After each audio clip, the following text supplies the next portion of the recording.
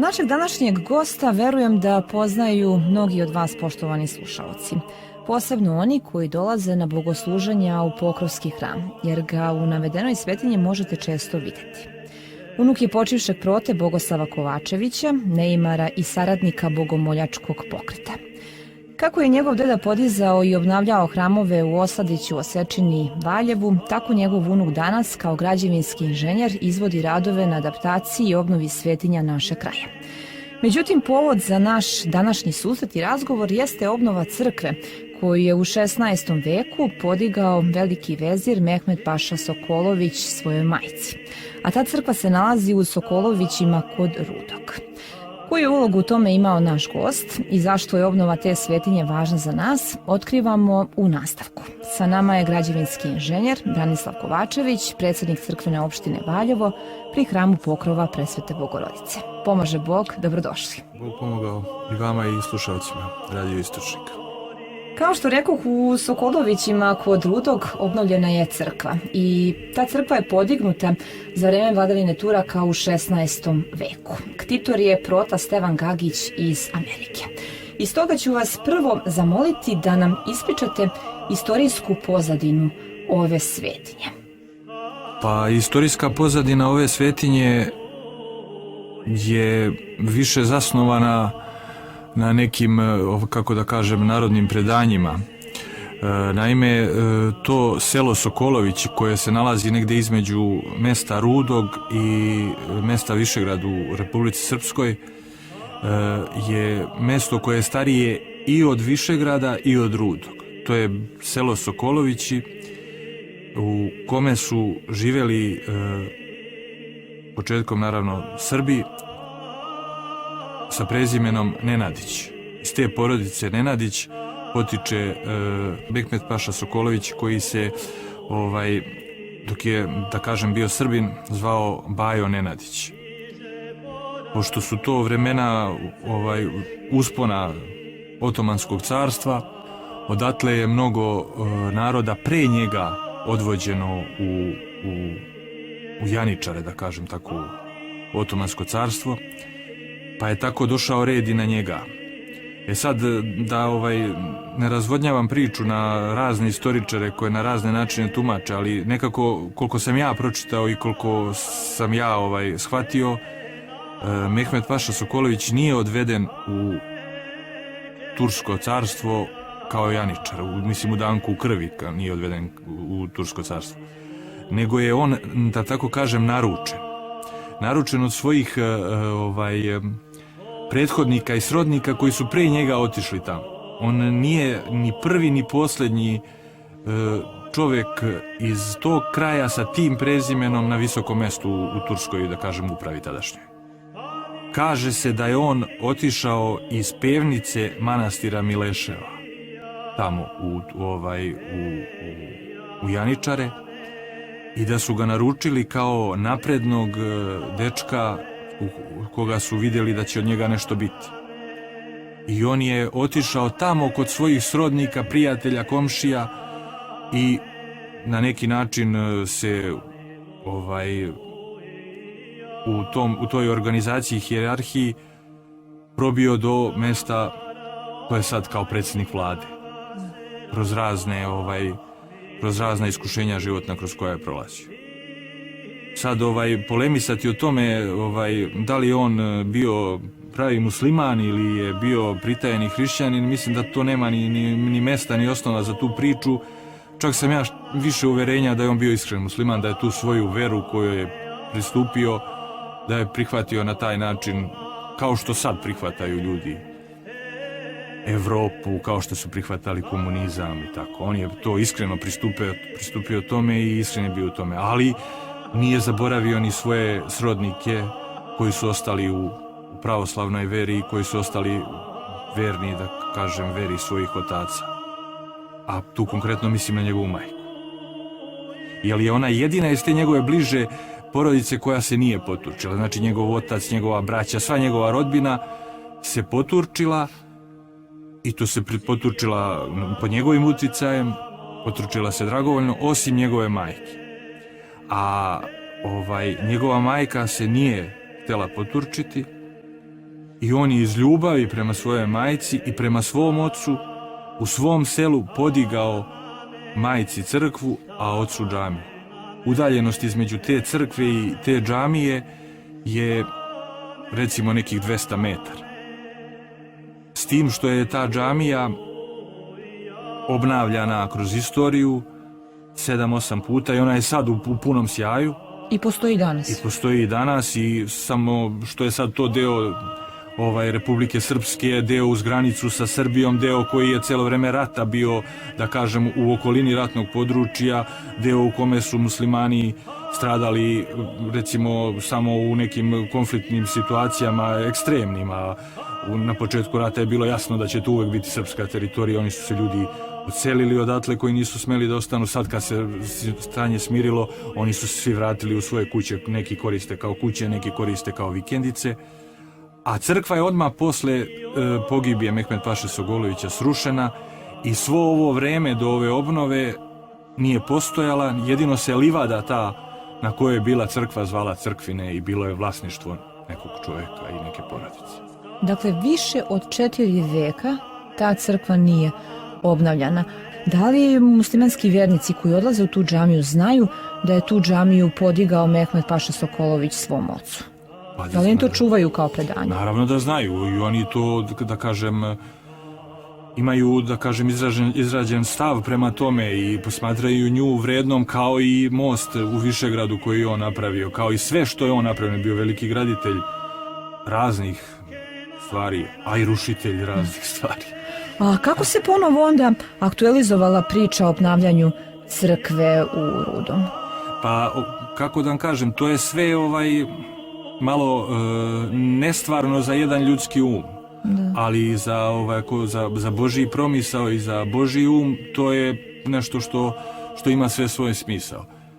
Konkretno početak priče je 2013. godina i tekst u Večernjim novostima i to u elektronskom izdanju za Republiku Srpsku o lozi Sokolovića i o ovome svemu što sam ja malo pre ispričao. Da. Znači da postoji selo Sokolovići u kome je, se nalazi jedna livada koja se zove Crkvine i jedna džamija i da je to sve vezano za Mehmed Pašu Sokolovića i tekst tog novinara iz dopisnika iz Goražda i Višegrada govori o tome kako eto su muslimani to obnavljali i vode računa, a mi nismo sposobni da vodimo računa o tome. Čak je tekst onako tendenciozan da kaže da nisu sposobni tamošnji, tadašnji i sadašnji sveštenici to da obnove. I onda je to pročitao penzionistani sveštenik iz Arizone, iz Feniksa, Stevan Gagić, prota, i on je to pročitavši rešio da to obnovi. Karakteristično, zanimljivo, nesvojstveno tako jednom razmišljanju jednog čoveka je što taj čovjek nikad nije bio na tom mestu, a kako vreme ide neće ni biti, on nema ni nameru da dolazi tu. On je znači svojom ljubavlju, pažnjom, svojom verom rešio to da obnovi. I pošto je to, da kažem, porodica Gagić, taj prota Stevan, njegova žena Nada, njihovi 2 dece, oni su porodica koja ovako ima izražen, da kažem, taj hrišćanski odnos prema onima kojima je potrebna pomoć i oni se i prije toga su se bavili pomaganjem, najviše su pomagali našim ljudima na Kosovu. Ta protivnica Nada Gagić, ona ima ovdje kod nas u Valjevu sestru, vaši slušalci verovatno nju poznaju pošto je ona direktorka škole u Leskovicama, koja je, da kako da kažem, glavna bila svih ovih godina njima. Ona će se verovatno ljutiti što ja to sad iznosim, ali to najbolja mi je namera. Ona je glavna bila njima za distribuiranje te pomoći. Ja znam, više puta je ona išla na Kosovo i nosila novac koji su oni poslali i delila tamo po kućama u enklavama srpskim gde ljudi žive. Pa onda su oni, kad su to rešili da urade, onda su oni prvo pitali nju da li bi se ona uključila u to, jer nekako oni ne vide to bez nje. I ona je, kako ja kažem, ona je najveći teret tu i podnela. Onda, pošto ja imam saradnju sa njom vezano za neke građanske radove koje sam izvodio od 2006. godine kod nje u školi i u školama, svim da je ona direktor, onda je ona mene pitala da se uključim u to. I kako ste reagovali? Pa kako sam reagovao, znate kako, kad je neko mali dečko pa ima cilj da igra za Zvezdu, fudbal, da igra za reprezentaciju, znači od 6. razreda osnovne škole, kad me je otac vodio u Hilandar, ja sam znao da ću ja nešto biti vezano za crkvu, da ću imati neku službu u crkvi. I posle moje školovanje, srednje školsko, fakultetsko, moj životni ovozemaljski cilj je bio da napravim crkvu. Znači ja celog života čekam to, da se pojavi takva prilika i ni u moralnom, ni u materijalnom, ni u bilo kom drugom smislu nisam ni hteo, ni smeo, ni mogao da odbijem.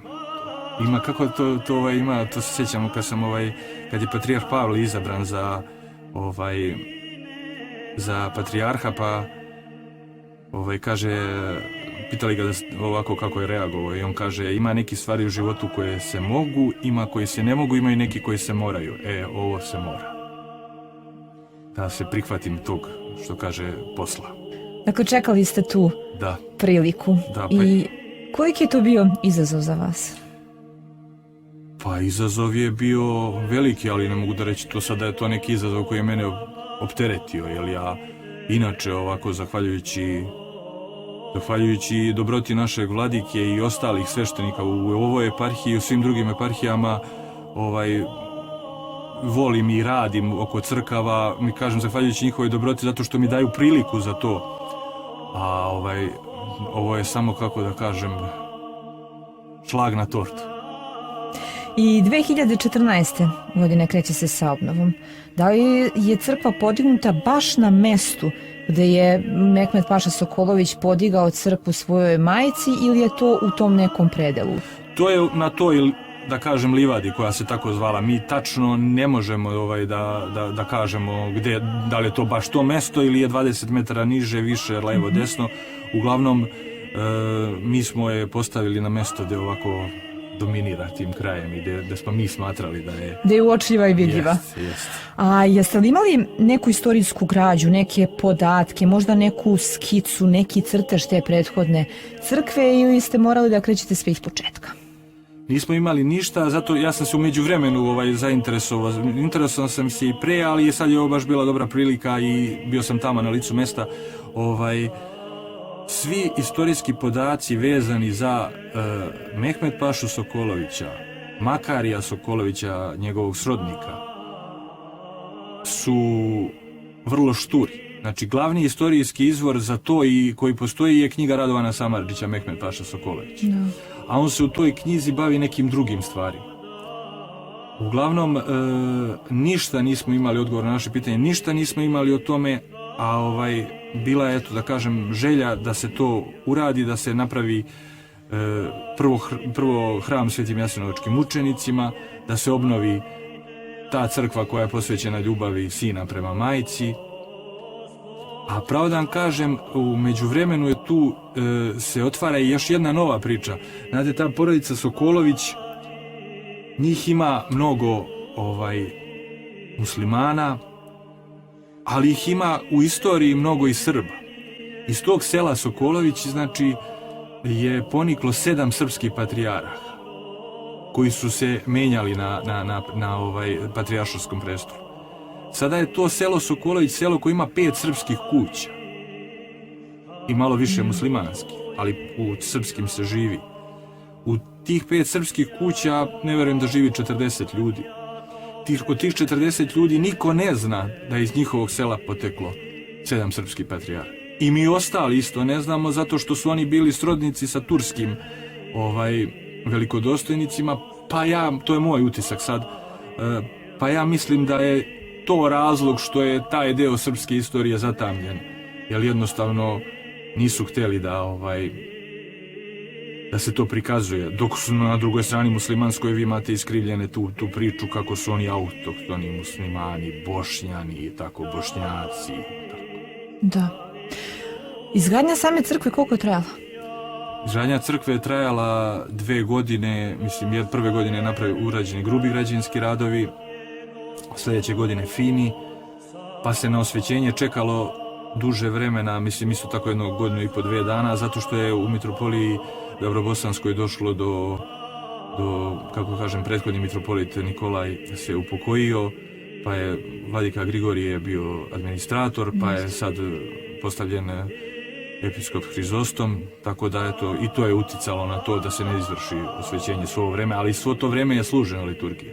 Znači, prva liturgija je služena kad je bilo osvećenje temelja i u kontinuitetu je svo vreme gradnje i do osvećenja koje je bilo u nedelju 8. septembra služena bar jednomesečno liturgija. Kako je malobrojni srpski narod koji živi tu reagovao na obnovu te svetinje? Kratko da kažem, kako se samo poželeti može. Ja sam se prvo čudio, pravo da vam kažem, kad sam tamo došao, kako je to sve nekako u nekoj radosti se radilo, kako je to sve nekako išlo u nekom kontinuitetu, kako su ti ljudi predusretljivi. Ja moram da vam kažem da je to mesto Rudo, mesto u kome je osnovana prva proletarska brigada, mesto koje ima i svoju komunističku tradiciju. Da. Pa je onda to mesto gde se posle rata krio Draža Mihajlović, koji je tu i uhapšen. Ali opet je tu se videla, stalno provejavala neka radost, stalno je tu se videlo da su tu umešani Božji prsti. Onda vremenom sam ja došao do saznanja da je tu vrlo jako uporište bogomoljačkog pokreta, koji je delovao i pre, i za vreme, i posle Drugog svjetskog rata. Znači, u toj istočnoj Bosni bogomoljački pokret je najjači bio u Rudom. To sad nije tema ove emisije, a jednom i o tome možemo da pričamo. Za to mesto Rudo je skopčano da su mitropolit Crnogorsko-primorski Joanikije Lipovac prilikom povlačenja iz Crne Gore posle pada, da kažem, cijele priče te u Drugom svjetskom ratu i neposredno pred njegovu pogibiju, on je Božić i tu zimu proveo u mestu Rudo. Tako da su tu svi oni koji su izginuli kasnije u Sloveniji i Hrvatskoj, oni su tu zimu proveli tu. Ti ljudi iz Rudog, ti stari ljudi iz Rudog koji su tu bili prisutni, oni su se bogomoljci organizovali i zavetovali da koliko je sveštenika kod njih konačilo te zime, a poginulo na proleće tamo negde u Sloveniji i u Hrvatskoj, da će oni toliko svoje dece da daju na bogoslovije i u manastire i oni su to ispunili. Dakle, ispunili su taj zavet? Ispunili su taj zavet. Vrlo mnogo uglednih sveštenika iz tog kraja je u našoj crkvi na raznim dužnostima, imaju jednog episkopa, imaju kako da kažem, dekana Bogoslovskog fakulteta u Foči, sveštenike, namesnike, monahe, monahinje. To su, znači, isto kao kod nas ovde u Valjevu, plodovi bogomoljačkog pokreta. Kao što smo mi svi ovde, samo malo zagrebite bilo gde, vidjet ćete tragove bogomoljačkog pokreta i vladike Nikolaja, tako je isto i tamo. I kako mi ovde nismo svesni toga, tako ni oni tamo nisu svesni toga, i kako mi ovde to ne cijenimo, tako oni tamo isto ne cijene. Ali kažem, mi smo svi plodovi tamo, plodovi ovde, a šta će biti, kakve ćemo mi plodove dati, to ćemo vidjeti.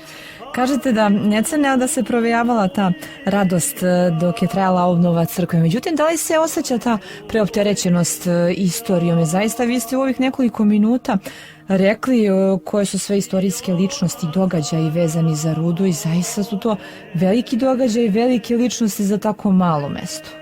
Pa jeste, ja sam to pokušao da skratim, kao što vam rekoh, znači, ja volim Kosovo i idem na Kosovo i mislim da razumem šta je Kosovo sad i šta je bilo pre, ali tamo je isto Kosovo, iako nije na Kosovo. Tako da vam je to kompleksna tema i ne znam, sve to, kad se sve to sabere, mislim da dolaze do reči i do izražaja one na tom mestu baš u punoći pravoj reči vladike Nikolaja, kao da ih je pisao za to mesto, ono kad kaže da nije zidat crkvu ko džamiju, niti je zidat crkvu ko ćupriju, kad se crkva pravoslavna zida, onda duša od greha se vida. Ja pretpostavljam, kako da kažem, ne pretpostavljam, nego verujem da je i Mehmet Paša Sokolović, ako ne svesno, onda podsvesno video neke svoje grehe izgradnjom te crkve, a evo i ta je crkva izgradila tamo neke nove odnose, neki novi, da kažem, život i tom mestu i u naše vreme i vratila neke stvari na svoje mesto. A u kom stilu je izgrađena crkva? Pa ovako, stil neki, da kažem sad to je stil taj i taj, ne mogu reći. Znači ja sam crkvu, pošto imao potpunu slobodu, kako kaže jedan moj prijatelj, lako ti je da bilo da radiš kad imaš mecenu, misli se na Stevana Gagića. Da, Titora, da. Ili ima vam bar neki uslov? Ne, njegov jedini uslov je bio da crkva bude posvećena jasenovačkim mučenicima. Sve ostalo je bilo meni na volju, da kažem, i eto, čovjek je imao blanko poverenje u mene. A koga niste upoznali još? Da, nisam nikad s njim razgovarao ni na telefon, da. samo preko maila. Da. Ja sam tu pokušao da primenim nešto, eto, kako ja mislim da treba da izgleda crkva u sadašnjem vremenu, da prema mojim nekim shvatanjima.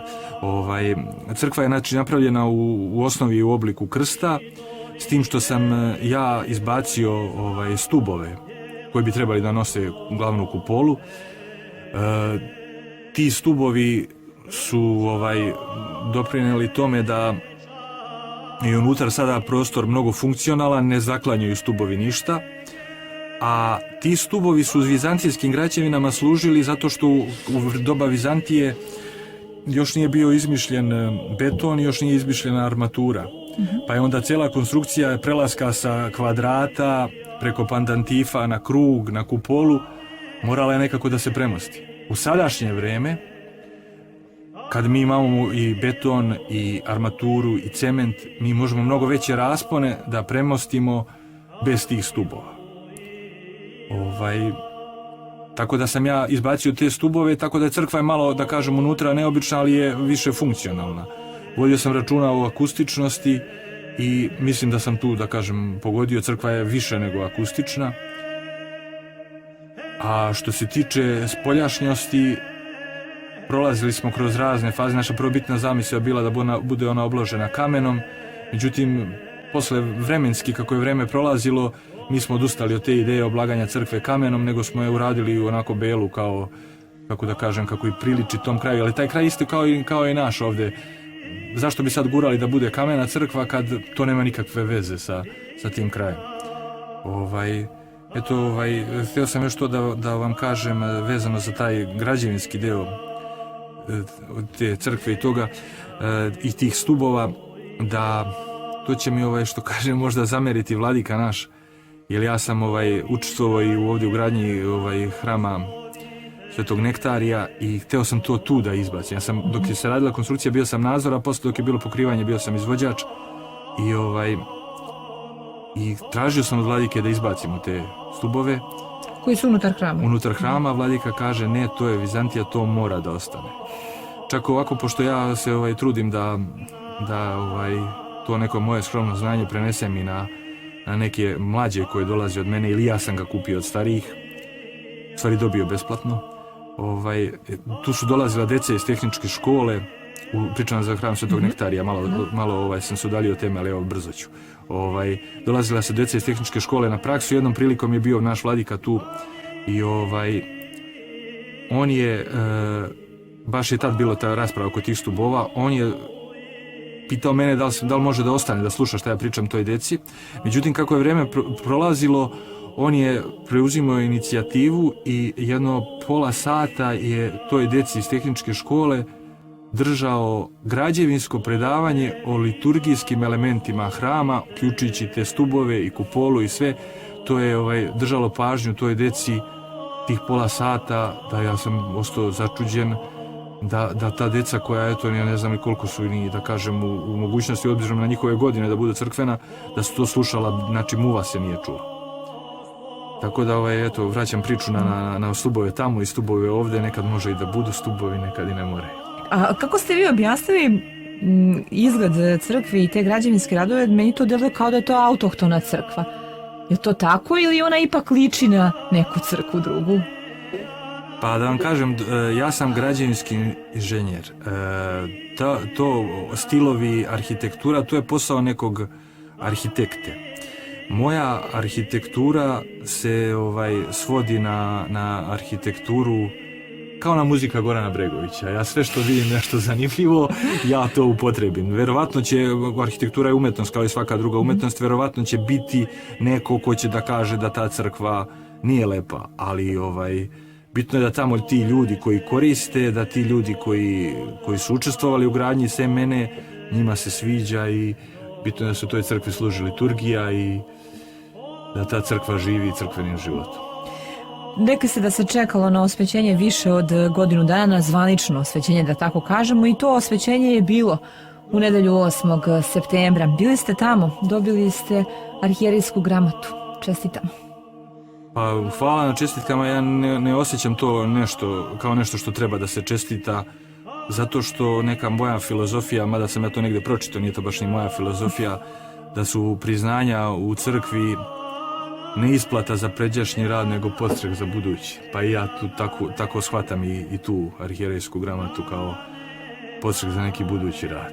I da li je onda izgradnja hrama u Rudom bila posao vašeg života ili tek čekate posao vašeg života? Pa ne umem baš da odgovorim na to pitanje da li je posao mog života ili ne. Uglavnom ostvaren je taj neki dečački san, neki cilj ovozemaljski je ostvaren, a šta će biti dalje, ja ovako moje zanimanje je shvatam kao službu u crkvi. Kako tamo kaže apostol, razne su službe, ovo je moja, ja to radim najbolje što umem, najbolje što znam i vidim da tu ima rukovođenja i odozgo i mislim, ne znam da li ćete me razumeti i to, ali ja se bavim konkretno izgradnjom oko crkvenih objekata od 2000. recimo godine, tad sam, da kažem... Pa dakle, skoro 20 godina. Da, skoro 20 godina. Znači, to mogu da razumeju samo oni ljudi koji su uključeni u to. Znači, tu nikad ni jedan problem nije bio koji je nerešiv. U smislu financija, u smislu konstrukcije, u smislu izvođenja radova, to sam razgovarao i sa ljudima starijim od mene koji se bave time. Znači, to je ovako jedan poseban vid služenja i ne mislim da je nešto značajnije od ostalih, ali ne može se to rečima da opiše, to treba da se osjeti. Da vam sad ne navodim primjere, nije ni mesto ni vreme, ali verujte mi. Da, spomenuli ste financije i to me podsjetilo da vas zamolim da nam ispričate te vaše dogodovštine koje su bile u toku gradnje crkve. Kako ste uzimali materijal, pa su vas čekali mjesec dana da isplatite novac, pa kako je novac stizao iz Amerike? Pa novac je stigao, znači sav novac je novac protesta Ivana Gagića. Ali se na njega normalno čekalo. Da, pogotovo što smo mi bili neiskusni u tim finansijskim transakcijama, jer novac dođe iz Amerike, pa dok on ovdje može da se upotrebi, treba prođe vrijeme. Znači, ja sam bio nestrpljiv to da počnem i nisam hteo početkom te godine, to je 2014. Nisam hteo da počinjem ništa drugo da radim, nego sam se bazirao na taj posao i da počnem to da radim. Znači, ja sam počeo to da radim kad je došao novac iz Amerike. Ali taj novac nije mogao da se podigne mjesec dana. Znači, ja sam skupio sve moje saradnike i otišao tamo da radim i nisam imao sredstava, tamo nikom nisam poznavao. Onda sam ja sa nadležnim sveštenikom te parohije, to je druga ruđanska parohija, Vasilijem Cvetkovićem, otišao kod njegovog oca koji je isto sveštenik. Rajko Cvetković, samo on tad bio sveštenik u jednom većem mestu tu, to se mesto zove Rogatica. Znači, tih dvojica ljudi, otac i sin, od dvojica sveštenici, oni mene nikada pre toga nisu vidjeli. Nisu šta znali o meni. Oni su mene odveli na jedno stovarište u tom mestu Rogatice i ovaj stariji Rajko Cvetković, koji je sad sveštenik u Višegradu. On je mene doveo na to stovarište i rekao je tim ljudima na stovarištu: ovo je čovjek iz Valjeva koji će nama izvoditi radove na toj crkvi. Sve što vam bude tražio, dajte mu. Ako vam ne plati, ja ću vam platiti. Čak on tu je napravio tu neku, da kažem, pošalicu, da im je rekao: doveo sam ga baš kod vas, a ne na drugo stovarište, da vi vidite kako postoje sveštenici koji daju novac na stovarište, ne dolaze samo da traže besplatno. I još bi vam, sad se setih, malo je brda s dola, Zanimljiv je taj prvi susret kad smo mi otišli da kažemo da smo mi predstavnici tih ljudi iz Amerike koji hoće u tom i tom mjestu da naprave crkvu. Znači ja sam tad u tom trenutku kad je mene zvala ova gospođa Nevenka, izvršio nadzor na Bogoslovskom fakultetu i pošto je tamo vrlo lako doći do te informacije, ja sam znači za 15 minuta imao broj telefona kad je ona mene zvala i pitala kako dalje, imaš ti neku ideju, ja sam za 15 minuta preko mojih saradnika tamo na Bogoslovskom fakultetu dobio broj telefona od nadležnog sveštenika. Znači odmah smo zvali i on je rekao dobro, dođite kod nas u nedjelju na liturgiju. Mi smo došli u nedjelju, tu nedjelju 2013. je to bila jesen. Mi smo došli kod njih u Rudo na liturgiju, posle liturgije smo seli kod njih u svešteničku kancelariju, bio je stariji neki sveštenik penzionisan Savo Bradonjić, nadležni sveštenik Vasilije Cvetković i predsjednik crkvene opštine Gojko Topalović. Mi smo njima ispričali sve kako sveštenik Stevan Gagić iz Amerike hoće da obnovi njihovu crkvu koja se tu nalazi u njihovom mestu. I pošto ja, da kažem, imam iskustva sa tim i ne samo radovima, nego i sa razgovorima i pošto u tim crkvenim izgradnjama se pojavljuje mnogo ljudi koji nudi svašta, retko ko može da ispoštuje sve što obeća, kako je meni rekao jedan monah, sva obećanja završavaju na crkvenoj kapiji. Ja sam to video u njihovim očima nepoverenje. I pred sam polazak sam pitao ovog nadležnog sveštenika šta mi treba da uradimo da vi nas shvatite ozbiljno. To mi je znak da sam dobro procenio, on je kao iz topa odgovorio da uradite projekat. I onda smo mi te zime, ja i moji saradnici, uradili projekat i projekat je otišao u Sarajevo kod mitropolita Nikolaja, blaženo počivšeg, dobio blagoslov i onda smo, kako već rekao, sljedeće godine 2014. uradili konstrukciju, ukrovili objekat i tamo 2015. uradili završene radove. Da, ostalo nam je sve poznato. Tako je. Mnogo vam hvala. Nema na čemu, Bogu hvala. Poštovani slušaoci, čuli ste razgovor koji smo vodili sa građevinskim inženjerem i predsjednikom crkvene opštine Valjevo pri hramu Pokrova Presvete Bogorodice, gospodinom Branislavom Kovačevićem, koji je bio izvođač radova na obnovi crkve posvećene jasenovačkim novomučenicima u Sokolovićima. Naime, u pitanju je crkva koja je podignuta u 16. veku. Prvobitna crkva je podignuta tada, a podigao je Mehmet Paša Sokolović svojoj majci. Ostanite uz Radio Istočnik.